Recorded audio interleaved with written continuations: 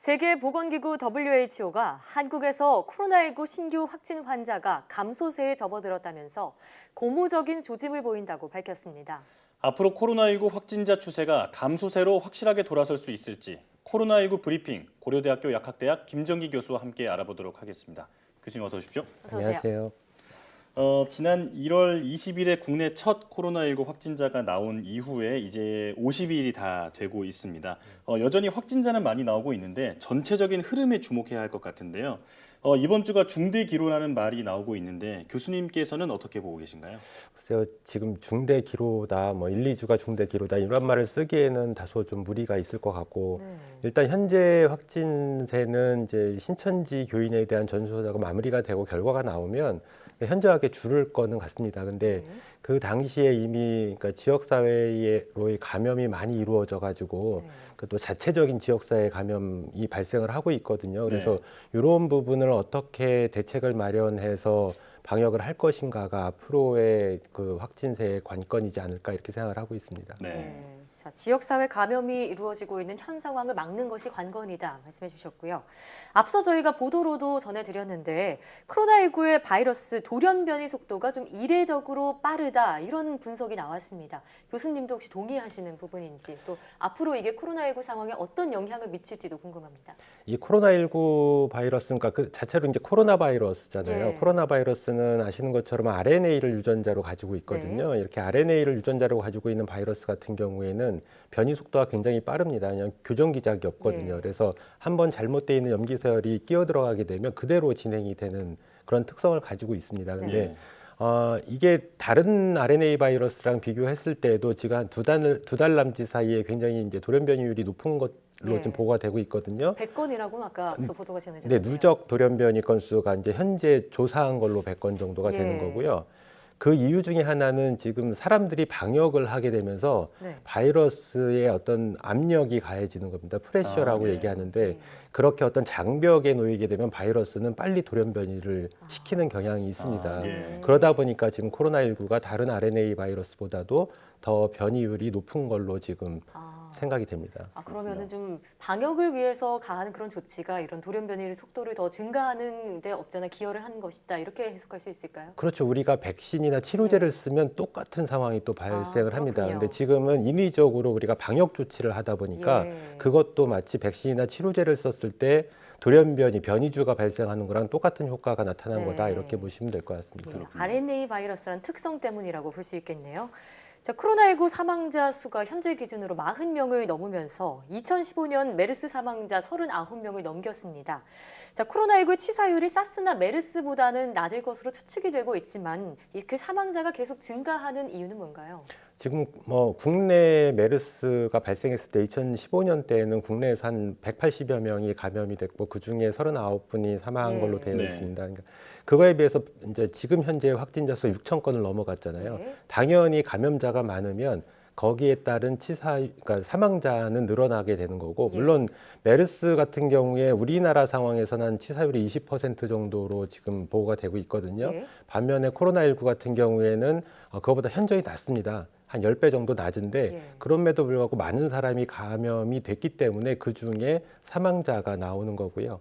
당연히 이제 그런 의미 때문에 지금 과거에 39명 메르스 사망자보다는 더 많은 사망자를 기록하고 있는 것입니다. 확진자가 현저히 많기 때문이다. 네. 아무래도 치사율이 높으면 전파력이 또 그만큼 낮기 때문에 메르스와 비교하는 건 조금 문제가 있을 수 있겠네요. 오히려 비교를 하려면 사스하고도 좀 무리가 있고 신종플루하고 비교하는 게 지금은 가장 대표적인 어떤 사례가 아닐까 이렇게 생각을 하고 있습니다. 그렇군요.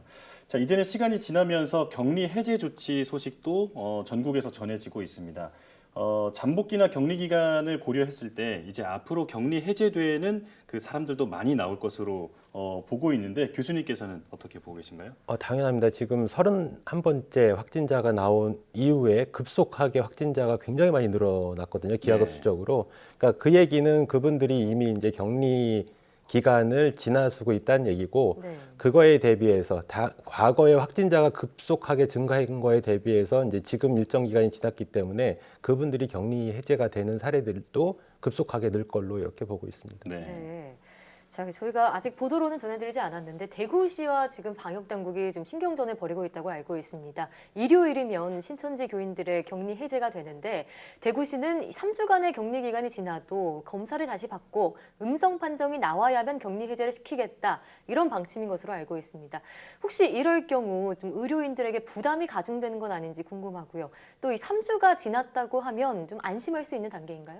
뭐 일단 기본적으로 신천지 교인이든 아니면 교인이 아닌 일반 국민이든 간에 그 예. 조건은 마찬가지입니다. 격리 해제 기준을 지금 대응 지침을 계속 바꾸면서 이제 완화가 됐거든요. 네. 근데 그 일반 국민하고 신천지 교인을 차별해서 대응 지침을 둘 수는 솔직한 생각으로는 없습니다. 그래서 같은 조건을 둬야 되기 때문에 불가피하게 이분들 이제 격리 해제를 조치를 시켜야 되는데 대구시 입장에서는 아무래도 불안하다. 그러니까 네. 왜냐하면 3주 이후에 양성을 보이는 사례들이 가끔씩 나타나고 있습니다. 그러다 예. 보니까 그 많은 확진자 중에 이런 사례들이 속출할 거다라고 예상을 해서 대구시에서는 이제 그러한 대책을 내놓는데 현재도 아직도 검사를 받아야 될 대상자들이 많이 있거든요. 네. 근데 우리나라의 진단 검사, 그러니까 수적인 면에서의 능력이 그거를 감당하기에도 버거운데 격리 해제 쪽까지도 포함을 시키게 되면 예.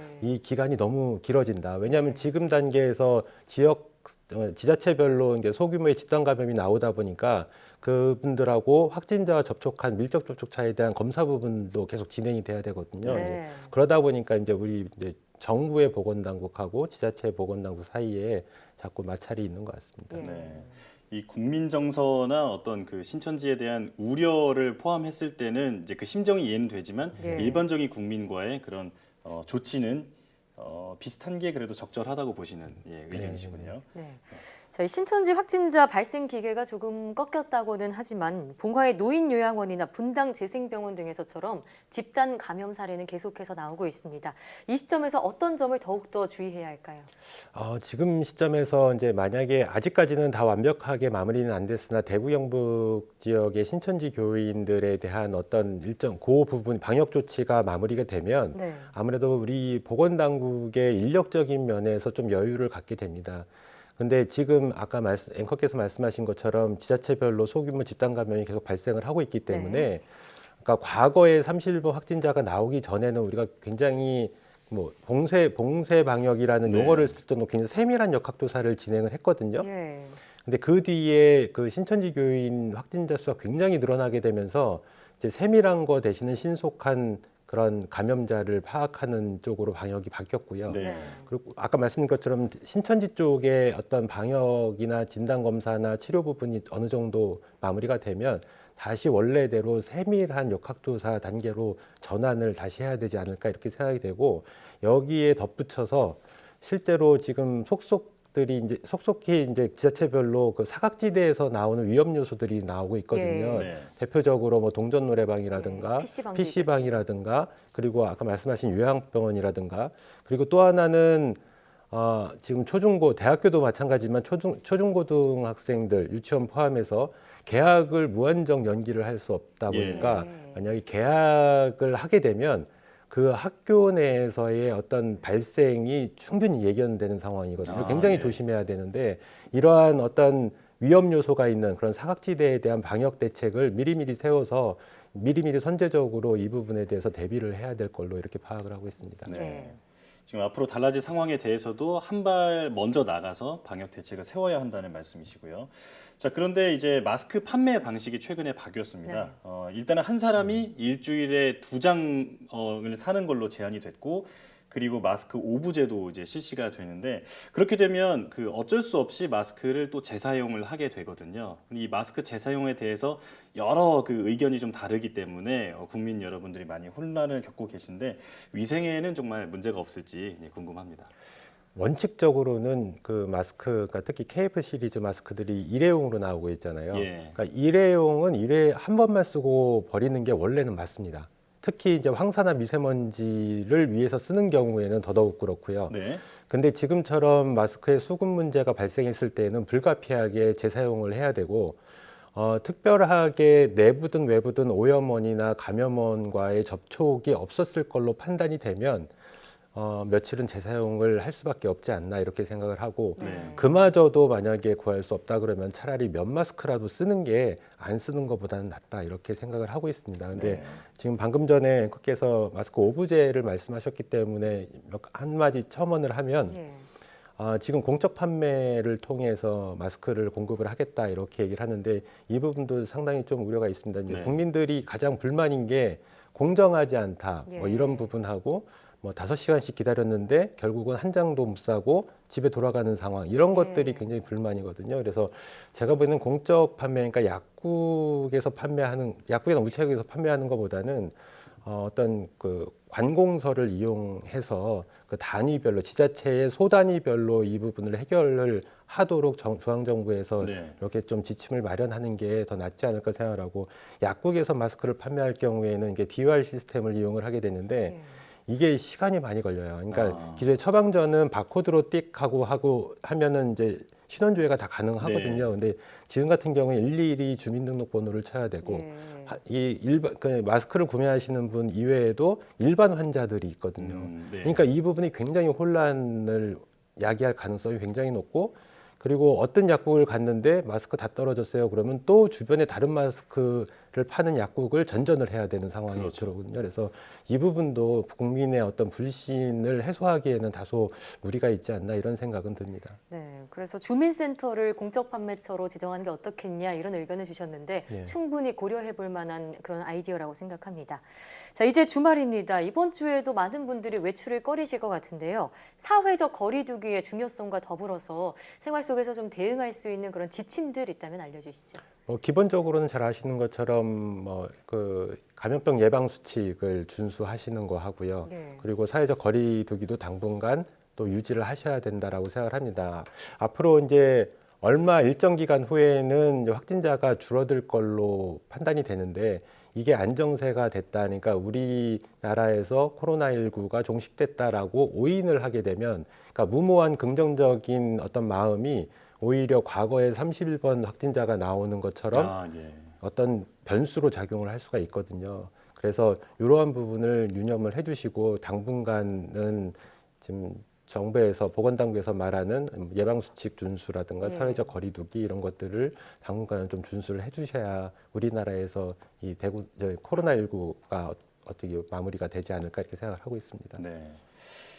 지금 사실 WHO뿐만 아니라 세계 각국의 언론들이 우리나라의 이 방역 대응에 대해서 찬사를 보내고 있잖아요. 특히 드라이브스루 검사에 대해서 좋은 아이디어라는 칭찬을 많이 듣고 있는데 지금 이런 노력들이 모여서 코로나19를 하루빨리 이겨낼 수 있게 되기를 바라겠습니다. 오늘 네. 말씀 고맙습니다. 고맙습니다. 감사합니다.